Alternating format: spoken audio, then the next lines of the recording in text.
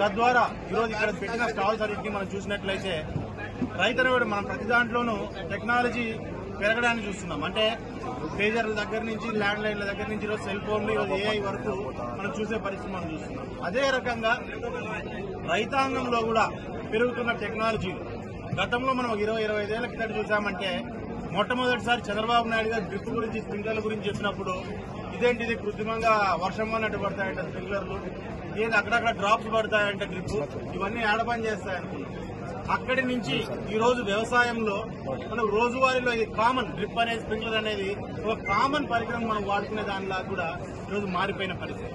ఈరోజు ఎడ్ల బండ్ల నుంచి ట్రాక్టర్ల దాకా వచ్చాం, హార్వెస్టర్ల దాకా వచ్చాము.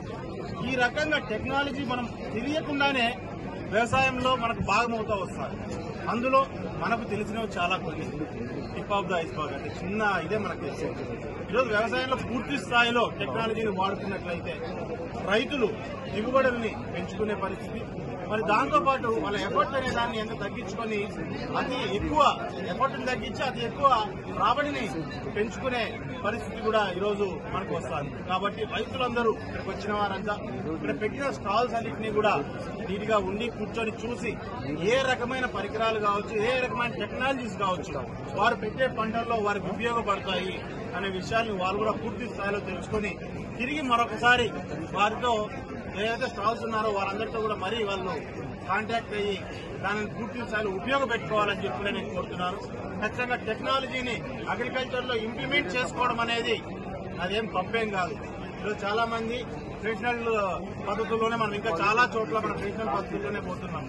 ఏదైనా ఒక పద్ధతి అనే ట్రెడిషనల్ పద్ధతిలో మనం పోయినప్పటికీ మన ఎఫర్ట్ తగ్గించుకోవడం కూడా చాలా ఉపయోగపడేది. మరి దాంతోపాటు పెద్దలందరూ వచ్చారు కాబట్టి గతంలో డ్రిప్పులను కానీ స్ప్రింక్లర్లను కానీ ఏ రకంగా అయితే మనము స్ప్రేయర్లను కానీ గవర్నమెంట్ బాగా ఎంకరేజ్ చేస్తూ ఆ టెక్నాలజీని ముందుకు తీసుకెళ్లిందో అదే రకంగా మరిన్ని ఈ రోజు తగ్గట్టుగా ఈ రోజు పంటలకు తగ్గట్టుగా ఆ టెక్నాలజీస్ ని కూడా ముందుకు తీసుకెళ్లాలి. దానికి గవర్నమెంట్ కూడా పూర్తి స్థాయిలో సపోర్ట్ ఇవ్వాలని కోరుకుంటున్నాను.